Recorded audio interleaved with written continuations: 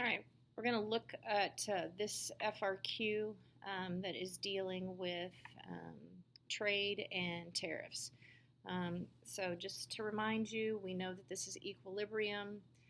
If we're not going to trade, then this is going to be our consumer surplus, and then below is going to be our producer surplus. If this is the world price, this is our consumer surplus, and then this little bit right here is our producer surplus. When we institute a tariff, sorry about that, the bell's ringing, then we're going to move the price that's going to be traded up here, and then we're going to have some deadweight losses over here. We're going to be able to get some tax, that is the tariff there, and then the producer surplus is going to increase up there, and then here is the consumer surplus, which is going to be actually less than it was without the tariff. So at a world price of $2 per pound, how much is Loreland importing? So if we're down here at $2, this is how much that our domestic producers are going to make, because that's our domestic supply curve. So they will create 2, but at that price, the quantity demanded is 14. So to make up the difference in this shortage, we have to import 12 million, which is the difference between the 14 million that is the quantity demanded and the 2 million that is going to be domestically produced. So we have to import 12 million. If we impose a per unit tariff on sugar imports, and the new domestic price, including the tariff, is $4. So now we're going to move up here. This is where we're going to see our deadweight losses.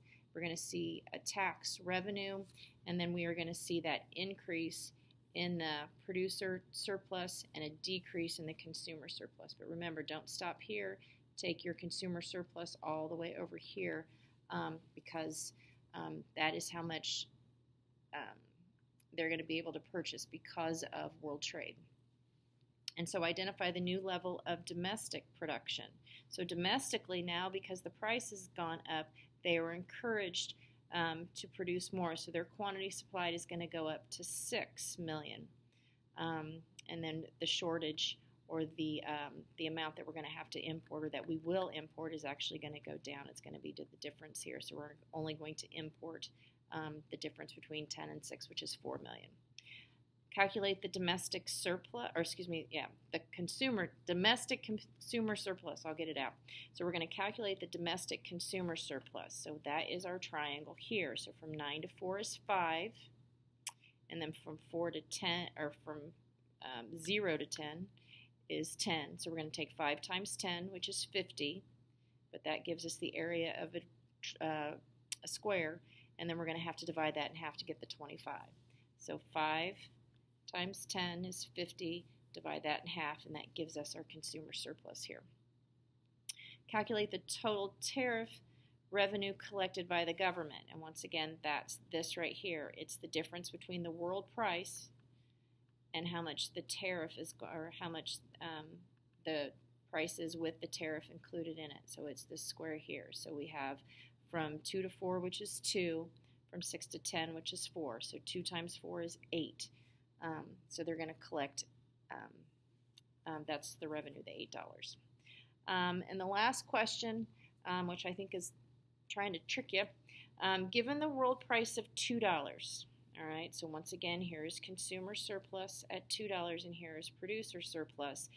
We don't have these deadweight losses when we have the price at the world price without any tariffs.